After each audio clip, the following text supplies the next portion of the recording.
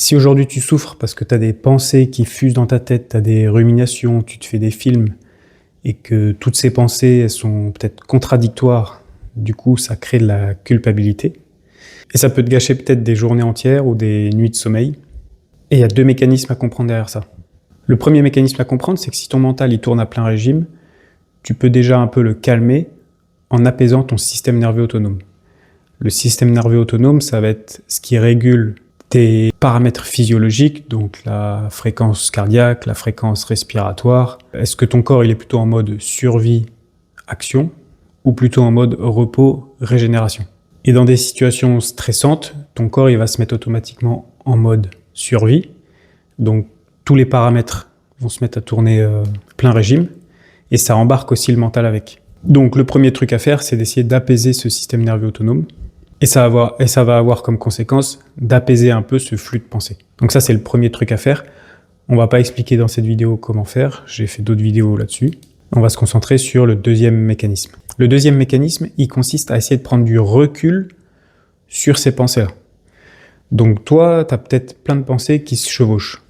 Par exemple, j'ai le droit d'être heureux et de refaire ma vie, et en même temps, j'ai l'impression de trahir mes enfants, mais je dois continuer à me battre pour garder ma famille unie. Je ressens de l'attirance pour cette personne, mais j'en ai marre de souffrir, je veux plus souffrir. Avec la mère de mes enfants, on avait tellement de projets, peut-être que c'est encore possible. Et une autre pensée qui va dire, bah, tu vois bien qu'elle t'a abandonné. Donc toi, tu as toutes ces pensées qui fusent et qui sont contradictoires pour certaines. Du coup, ça va créer des émotions, ça peut créer de la culpabilité. Tu sais pas quoi suivre, tu sais pas quoi écouter. Et la souffrance par rapport à toutes ces pensées, elle va venir du manque de clarté. Et ce manque de clarté fait que tu sais pas quoi écouter, tu sais plus quoi suivre, t'es perdu. Et en plus, ça génère des émotions que tu subis. Donc le premier truc à faire, la première étape, ça va être d'essayer d'observer ces pensées. Donc bien les identifier. Par exemple, les noter sur un papier, comme j'ai fait là.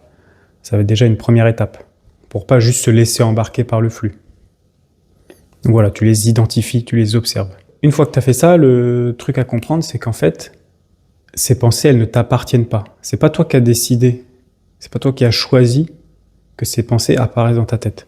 Selon le modèle de la méthode IFS, qui a été démocratisé par le psy et professeur à Harvard Richard Schwartz, ces pensées, elles viennent de différentes parts de toi. Des parts qui ont été créées avec ton éducation, créées avec tes expériences de vie, créées avec tes traumatismes, créées avec des choses que tu as entendues, réentendues et réentendues. Ouais, il y a des parts de toi qui se créent dans ton mental et qui se créent automatiquement. Tu n'as pas décidé qu'elles se créent. Donc ton travail, ça va être d'essayer de les identifier, ces parts, à partir de chaque pensée.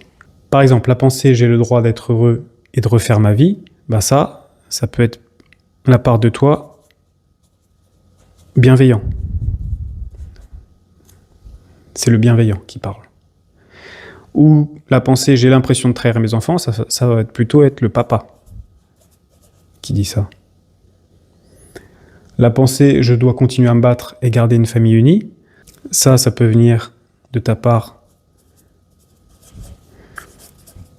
père de famille, plus peut-être l'éducation que tu as eue aussi, avec des valeurs de ne pas se séparer, de garder une famille unie. La pensée, je ressens de l'attirance pour une autre personne, bah ça peut être peut-être l'homme séducteur, ou juste la partie homme. Je veux plus souffrir, bah ça va être la partie qui est blessée, qui a subi un traumatisme, qui parle. On avait tellement de projets, et peut-être que ça peut encore se faire, bah ça va être peut-être la partie idéaliste de toi, optimiste. Et tu vois bien qu'elle t'a abandonné, bah ça va être le factuel. La partie plus pragmatique de toi-même. Donc voilà, une fois que tu as bien identifié que chaque pensée appartient à une part de toi, une part qui a été créée automatiquement et qui ne t'appartient pas, que tu n'as pas choisi que ces pensées apparaissent, ça apporte déjà un peu plus de clarté. Il faut se mettre du coup en position d'observateur. C'est comme si tu étais à un dîner à table, un dîner de famille. Chacun donne son avis. Un coup c'est lui qui parle, un coup c'est lui, un coup c'est lui, un coup c'est lui, et puis peut-être que lui il a une plus grande gueule, alors il va parler plus fort et il va parler plus souvent. Et toi jusque-là dans ta tête, en fait, toutes ces pensées, tu les entends juste avec ta voix à toi. Donc c'est difficile de savoir à qui ça appartient, est-ce que c'est moi, est-ce que c'est vraiment moi, est-ce que c'est ce dont j'ai envie, ou pas. Toutes ces parts à la base, elles sont un peu cachées derrière ta voix à toi. Donc le fait d'avoir pointé les pensées, pointé quelle part de toi parle, tu vas pouvoir prendre de la distance et décider, comme à un repas de famille, de croire, de suivre ou d'accorder plus ou moins d'importance à telle ou telle part. Tu ne pourras pas stopper les pensées, tu ne pourras pas stopper ce qu'elles te disent, mais le fait d'identifier d'où ça vient et qui parle, tu vas pouvoir choisir ou non d'y accorder plus ou moins d'importance.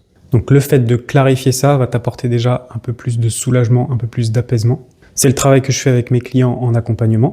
On utilise des outils particuliers pour aller plus loin dans ce processus d'identification, d'analyse des pensées pour avoir cette prise de recul qui soulage. Donc je t'invite vraiment à faire ce petit exercice-là. Et si tu as besoin d'aide et que tu as besoin d'être accompagné, n'hésite pas à prendre un rendez-vous en cliquant sur le lien qui est dans la description.